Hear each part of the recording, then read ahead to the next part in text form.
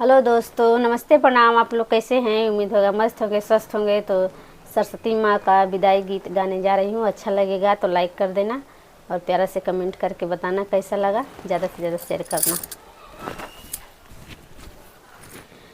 कुछ ना मांगिला एगो फूल मांगिला मैया, कुछ ना मांगिला एगो फूल मांगिला मैया। रउरे चरनिया के धूल मांगिला मैया, रउरे चरनिया के धूल मांगिला।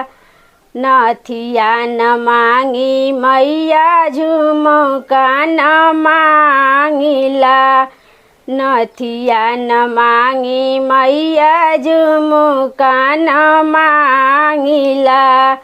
मांगी के सिंदूरवा भरपूर मांगिला मैया, मांगी के सिंदूरवा भरपूर मांगिला मैया। रउरे चरनिया के धूल मांगिला मैया, रउरे चरनिया के धूल मांगिला मैया। कुछ ना मांगिला एगो फूल मांगिला मैया, कुछ ना मांगिला एगो फूल मांगिला मैया। रउरे चरनिया के धूल मांगिला मैया, रउरे चरनिया के धूल मांगिला।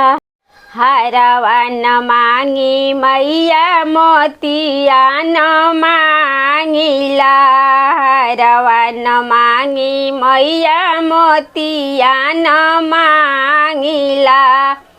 हाथवा में चूड़िया भरपूर मांगिला मैया, हाथवा में चूड़िया भरपूर मांगिला मैया। रउरे चरनिया के धूल मांगिला मैया, रउरे चरनिया के धूल मांगिला मैया। कुछ न मांगी एगो फूल मांगिला मैया, कुछ न मांगी एगो फूल मांगिला मैया। रउरे चरनिया के धूल मांगिला मैया, रउरे चरनिया के धूल मांगिला।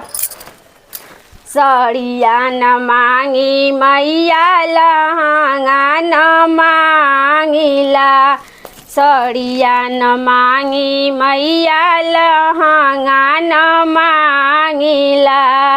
लाल की चुनरिया चटकार मांगिला मैया, लाल की चुनरिया चटकार मांगिला मैया। रउरे चरनिया के धूल मांगिला मैया, रउरे चरनिया के धूल मांगिला। कुछ ना मांगिला एगो फूल मांगिला मैया, कुछ ना मांगिला एगो फूल मांगिला मैया। रउरे चरनिया के धूल मांगिला मैया, रउरे चरनिया के धूल मांगिला। पायल न मांगी मैया, बिछुआ न मांगिला पायल न मांगी मैया, बिछुआ न मांगिला।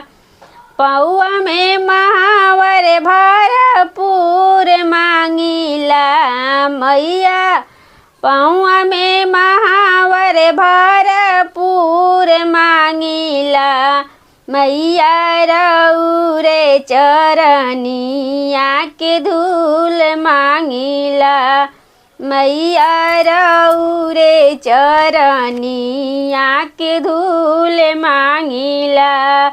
कुछु ना मांगिला एगो फूल मांगिला, मैया कुछु ना मांगिला एगो फूल मांगिला। मैया रौरे चरनिया के धूल मांगिला, मैया रौरे चरनिया के धूल मांगिला।